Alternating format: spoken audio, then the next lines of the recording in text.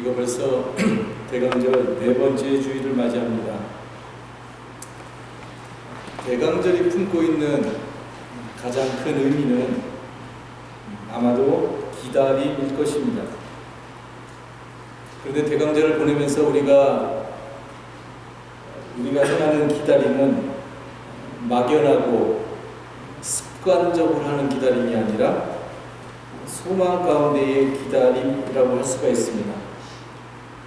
아무 의미 없는 공허함의 기다림이 아니라 마음속 깊은 곳에서부터 우리를 향한 주님의 영원한 약속을 믿는 그러한 믿음에 근거한 기다림인 것이지요. 이러한 기다림을 가리켜서 헨리 나우에는 액티브 웨이팅이다, 적극적인 기다림이라고 했는데, 그가 말하는 적극적인 기다림의 의미에 귀를 기울여보면 좋겠습니다. 기다림은 우리 신앙생활에 있어서, 우리들의 영성생활에 있어서 핵심입니다.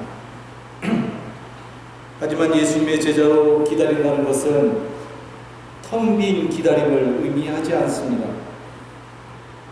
우리의 기다림은 기다리는 걸 이미 현존하게 하는 약속을 마음속에 간직하고 있는 것입니다. 우리는 대강절 기간 동안 예수님의 탄생을 기다리고, 부활절이 지나면 성령의 강림을 기다리고, 예수님께서 승천하신 뒤에는 영광 속에 다시 오실 그분을 기다립니다. 늘 기다리지만 우리는 하나님께서 오시는 발걸음을 이미 보았다는 확신 속에서 기다리는 것입니다. 그래서 하나님을 기다린다는 것은 적극적이고 깨어있고 그리고 기쁨에 가득 찬 기다림입니다. 우리는 기다리면서 우리가 기다리는 주님을 기억하고 그리고 그분을 기억하면서 신앙 공동체를 이룹니다. 그래서 주님이 언제 어느 때 오시더라도 우리는 공동체 안에서 그분을 언제나 기쁘게 맞아들일 수 있는 것입니다.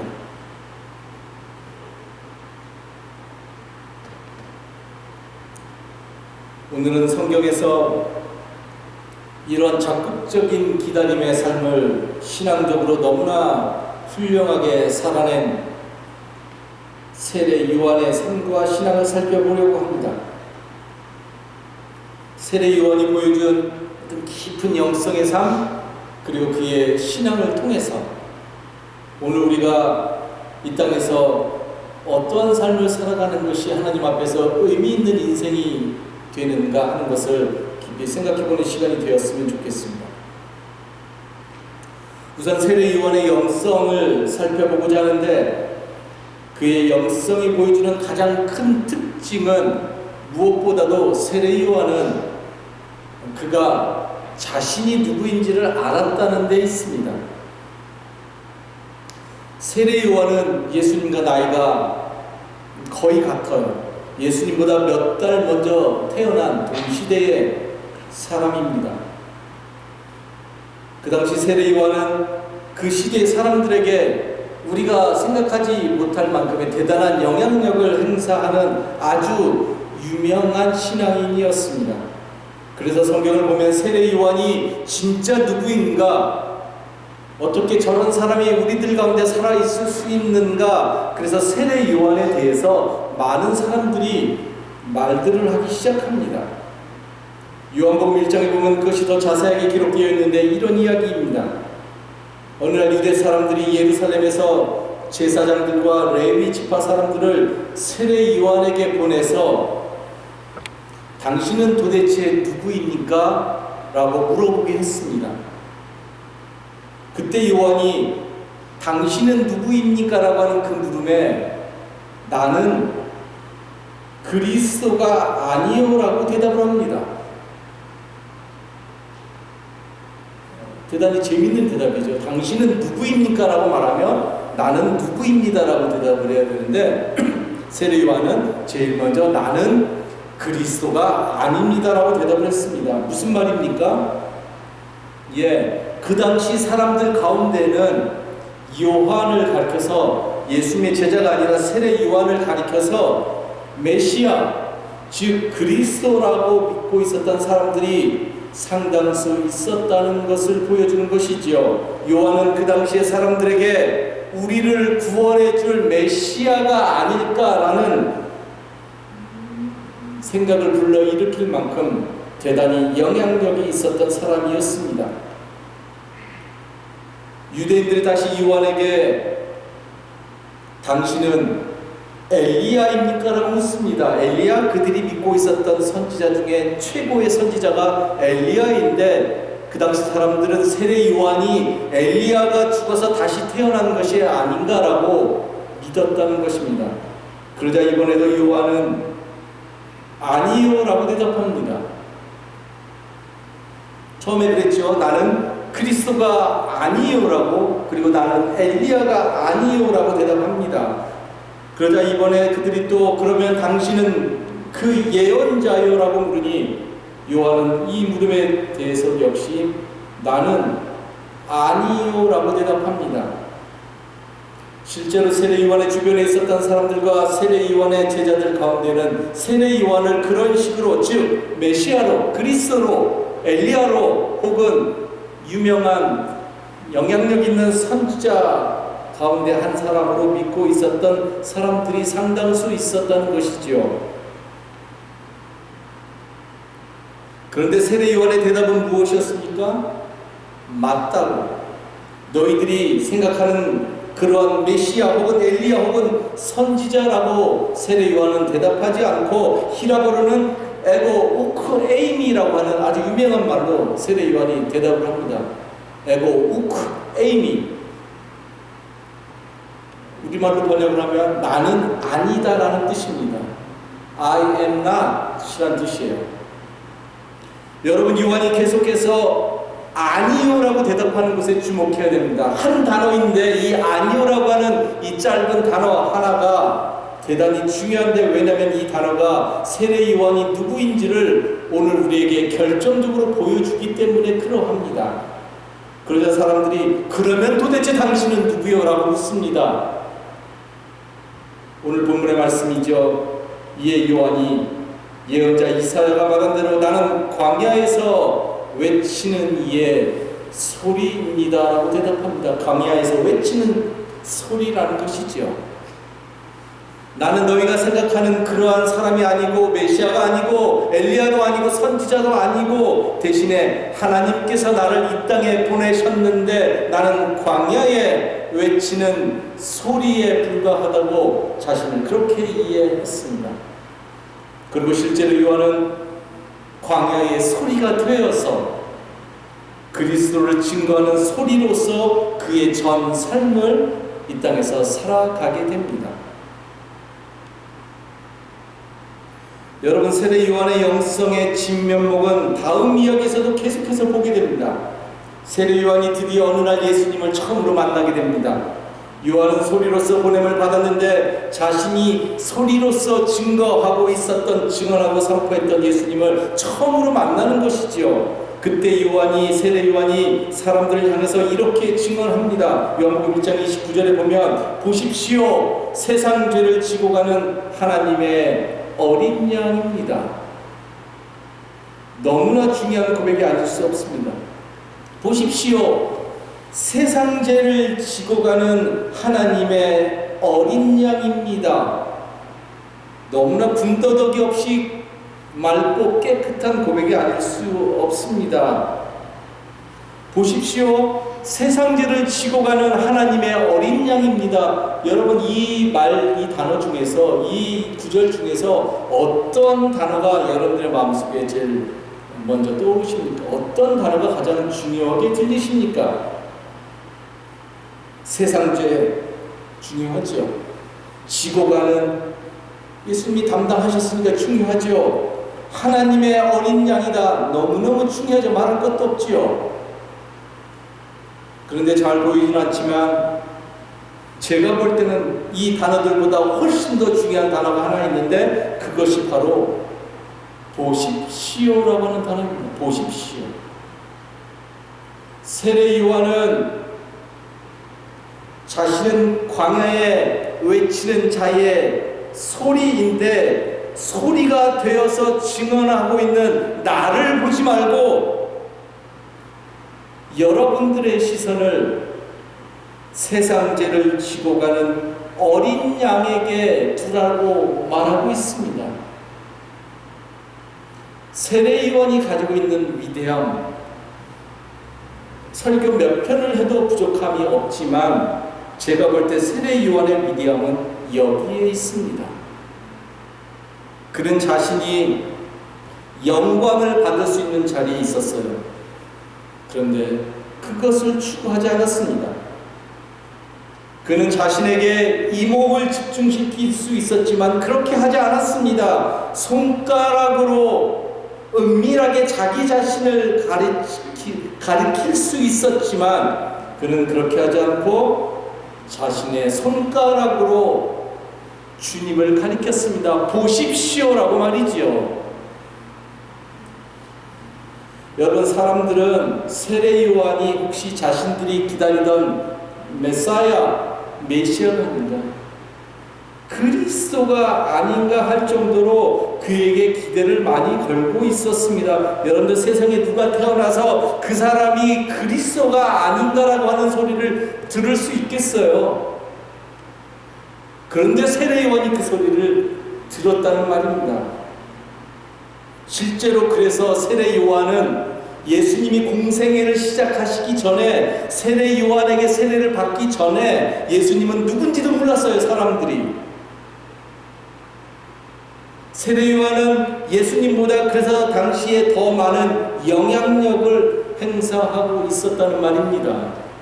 사람들은 세례 요한은 알았지만 예수님은 몰랐다는 것이지요. 만약 세례 요한이 다른 생각을 가지고 있었다고 한다면, 즉 그의 영성이 깊이 뿌리 내리고 있지 않았다면 그는 자신이 가지고 있었던 어떤 힘과 유명세와 영향력을 이용해서 자신의 세계를 더 구축하고 자신의 세계를 더 강화시키고 자신의 세계를 더 넓히면서 살아갔을 것이 분명합니다.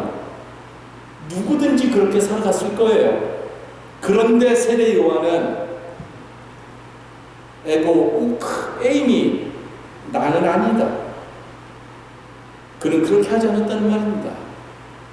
대신에 그는 보십시오, 자신을 보지 말고 어린 양이신 예수님을 보라고 그의 온몸으로 예수님을 가리켰다는 말입니다. 예수님보다 훨씬 유명했던 세례 요한이 갈릴리에서 왔던 한 명의 무명의 설교자를 향해서 그의 온몸을 바쳐서 보십시오라고 외치고 있다는 것이죠. 즉 그는 자신이 누구인지를 정확하게 알고 있었고 자신의 정체성과 사명 앞에 너무나 분명하고 맑게 신실했다는 말입니다. 그런데 여러분, 이렇게 살아가는 것이, 제가 설교는 하지만 너무 어렵죠. 너무너무 어려운 일 아닙니까?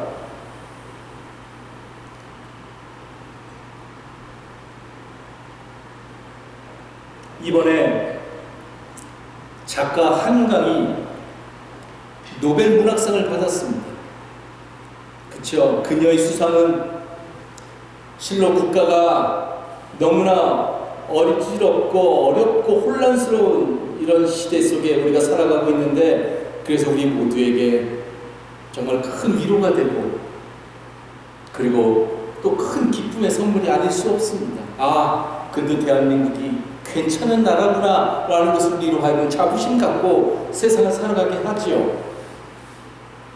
여러분, 다른 상도 아니라 이 땅에서 가장 권위 있는 노벨 문학상을 수상한 작가이니까 한강이라고 하는 작가가 얼마나 위대하고 얼마나 뛰어난 작가인지는 굳이 말할 필요도 없겠죠. 그러나 제가 볼 때 그녀의 진정한 위대함은 다른 곳에 있음을 알 수가 있었습니다.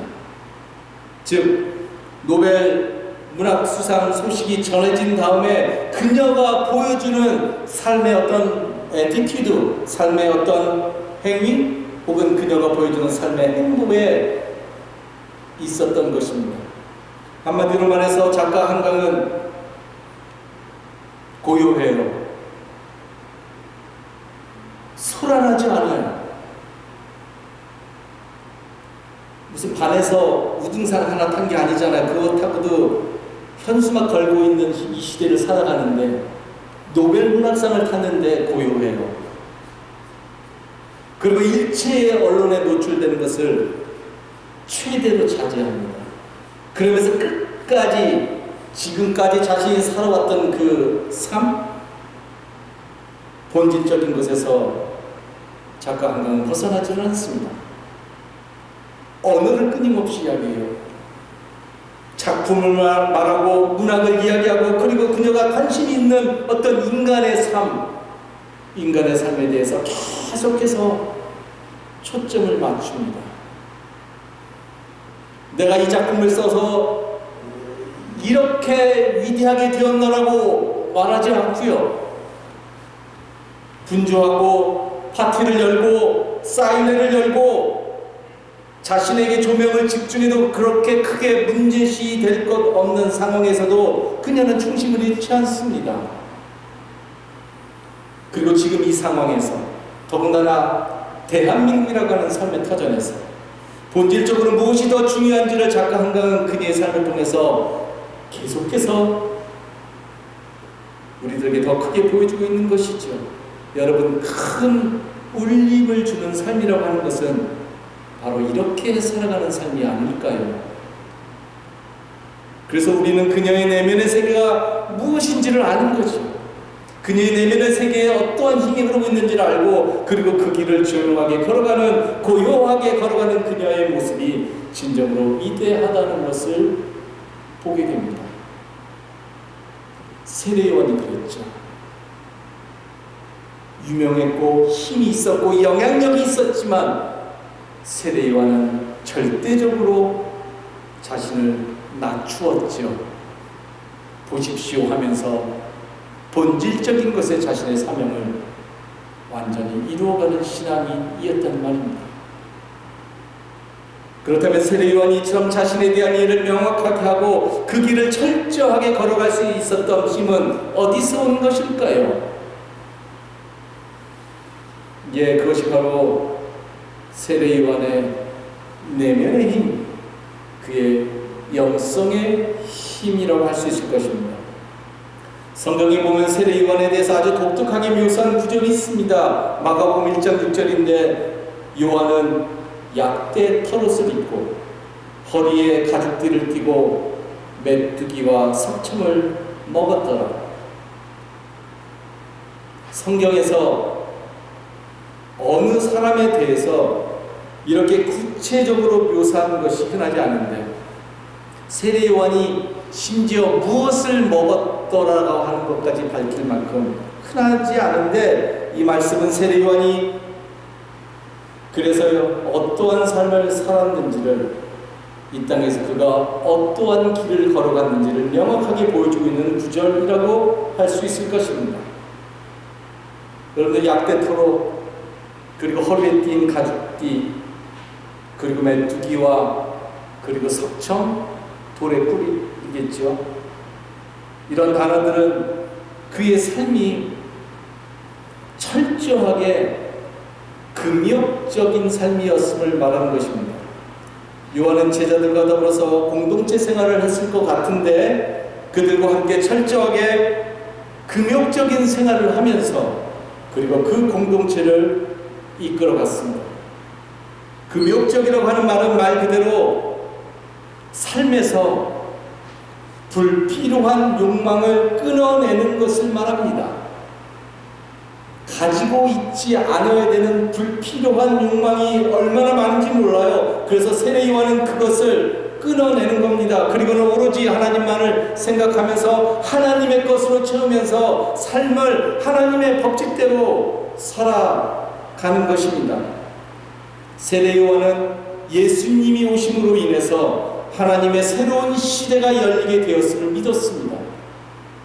그 새로운 시대를 맞이하기 위해서 그는 그 시대에 어떻게 살아가는 것이 적합한 삶의 모습인가 고민했다는 것이죠. 그래서 그가 선택했던 길이 무엇이었냐면 약대 털옷과 허리에 가죽띠와 메뚜기와 석청이었다는 것입니다. 여러분, 우리가 다 이렇게 살아가라고 하는 게 아니에요. 여러분들이 이 시대에 하나님의 새로운 백성으로 살아가기를 원하십니까? 그렇다면 오늘 여러분들이 추수하는 메뚜기와 석청은 무엇입니까? 무엇으로 여러분들을 구별해서 이 땅에서 새로운 시대가 도래했음을 나타내시겠습니까? 여기에 우리가 너무 빈약한 거 아닙니까? 그치요? 우리의 메뚜기와 석청은 무엇입니까? 우리가 입어야 되는 약대 털옷은 무엇입니까? 우리가 띄어야 될 허리에 가죽띠는 무엇이냐 말입니다. 세례 요한은 새 시대에 맞는 삶으로 자신의 삶을 새롭게 만들어 갔다는 겁니다. 이것이 바로 그의 내면의 힘이었죠. 그러니까 내면의 힘이 없으면, 영성의 힘이 없으면 이렇게 살아갈 수 없지요. 흉내도 못 내는 거죠. 그의 내면의 힘 때문에 그는 자신이 누구인지를 정확하게 알 수 있었어요. 그래서 자신의 사명은 빛이 아니라 빛을 증거하는 광야의 소리임을 날마다 확인하면서 이 세상을 살아갈 수 있었다는 말입니다. 그런데 세례 요한은 자기 자신만 그렇게 살아가는 게 아니에요. 자기 자신만 그렇게 살아가도 얼마나 위대한 사람이에요, 여러분. 그런데 세례 요한은 자신만 그렇게 준비하면서 살아가는 것이 아니라 자신의 제자는 물론이요, 자신을 둘러싼 모든 사람들에게 다가올 하나님의 새로운 세상을 맞을 준비를 하면서 살아가야 한다고 계속해서 선포하기 시작합니다. 새로운 시대가 열렸으니 그 시대에 적합한 삶으로 하나님 앞에 살아가야 한다고 외쳤다는 말입니다. 그리고는 사람들에게 세례를 베풀면서 진정한 회개의 삶, 즉 하나님의 새로운 세상에 적합한 삶을 살 수 있도록 계속해서 사람들을 초청했습니다. 장차 오실 메시아를 영접하고 새롭게 도래할 하나님의 나라를 맞이하기 위해서는 무엇보다도 마음의 죄와 악을 회개하고 정결하고 순수한 상태를 회복해야 하는데, 그것을 가능하게 하는 것이 바로 세례 요한이 모든 사람을 위해서 베풀었던 세례였다는 말입니다. 그 길을 열어놓는 거죠.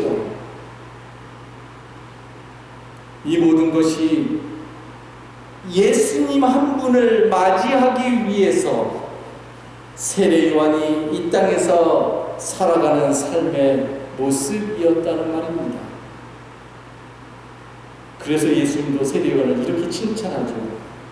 여자가 낳은 사람 중에서 세례 요한보다 위대한 사람이 없다고 말이죠. 저와 여러분은 두 번째라고 하는 소리는 들어야 되지 않겠습니까? 세례 요한이 첫 번째니까 우리가 그 정도는 양보하고, 그죠? 여러분, 우리도 이 땅에 세례 요한처럼 보냄을 받았습니다. 여러분 모두가 보냄을 받았지요. 여러분, 보냄을 받았다고 한다는 것은 그렇기 때문에 이제부터 우리가 누구인지를 알아야 된다는 거예요.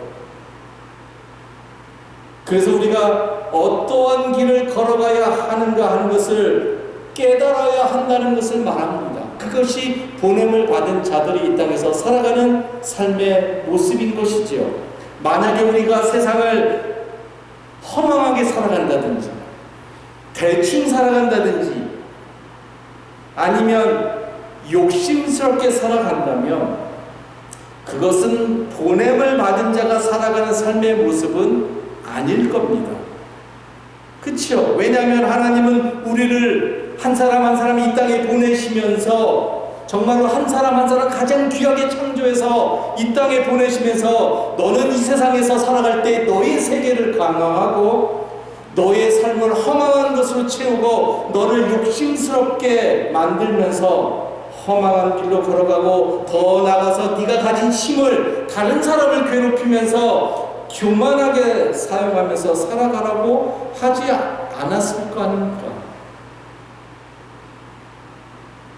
하나님은 하나님의 사랑하는 자녀를 절대로 그런 식으로 살아가라고 이 세상에 보내지 않았을 것입니다. 대신에 하나님은 우리 모두를 세례 요한처럼 예수님을 증언하고 그리고 예수님을 증거하는 삶으로 보내시는 겁니다. 즉 우리를 광야의 한 소리로 보내시는 것이죠. 저와 여러분은 광야에서 외치는 소리라는 말입니다. 그 소리의 내용이 무엇인가 하면 성경이 이렇게 얘기합니다. 주님의 길을 이제부터 곧게 하라는 겁니다.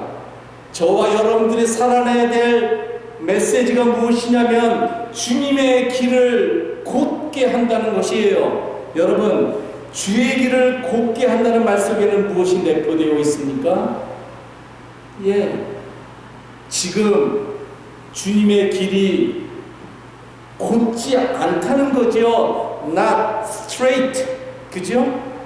그러니까 주님의 길을 곧게 하라고 우리를 보내시는 거 아니겠습니까? 현재 이 땅에서 주님의 길이 왜곡되어 있고 구부러져 있고 희미해져 있고 혼탁해져 있고 폭력으로 물들어져 있는 것이죠. 그래서 이 세상의 정신 속에서 그리스도의 참된 길이 점점 희미해지고 있다는 말입니다.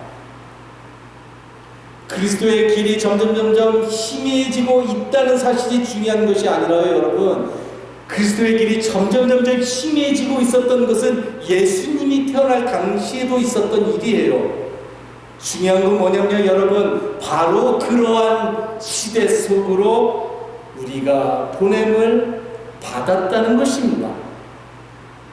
이 세상이 혼탁하다는 것이 중요한 것이 아니라 바로 그러한 혼탁한 삶의 세계 속으로 저와 여러분이 보냄을 받았다는 것입니다.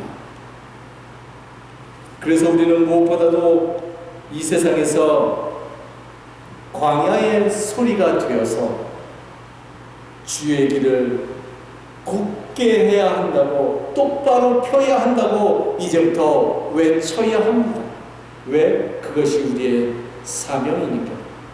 그리고 그 소리에 맞춰서 주의 길을 곧게 하는 삶으로 매일매일 나아가야 됩니다. 즉 세례 요한과 같은 영성의 삶으로 살아가는 것이지요. 그러기 위해서 우리가 주의 길을 무엇보다도 온전하게 볼 수 있는 깊은 내면의 힘, 영성의 힘이 있어야 되는 것이지요. 날마다 그렇기 때문에 메뚜기와 석청을 먹는 심정으로, 즉 이 세상의 정신에 동화되지 않고 물들지 않는 금욕적인 영성, 그 영성을 깊이 추구하는 신앙인이 되어야 합니다. 하나님이 우리를 보내셨다. 다른 분도 아니고 하나님이 나를 이 땅에 보내셨다고 하는 그 귀한 사명감을 마음속에 품고 이 시대 속에서, 이 혼탁한 공허한 모호한 시대 속에서 내가 과연 어떻게 살아가는 것이 부분 그리스도의 길을 곧게 펴는 삶인지를 날마다 깊이 기도하면서 하나님이 진정으로 원하시는 생명의 길, 참된 평화의 길로 힘차게 신실하게 걸어가는 우리 모든 갈릴리 식구들 되기를 다시 한번 간절히 기도하겠습니다. 기도합시다.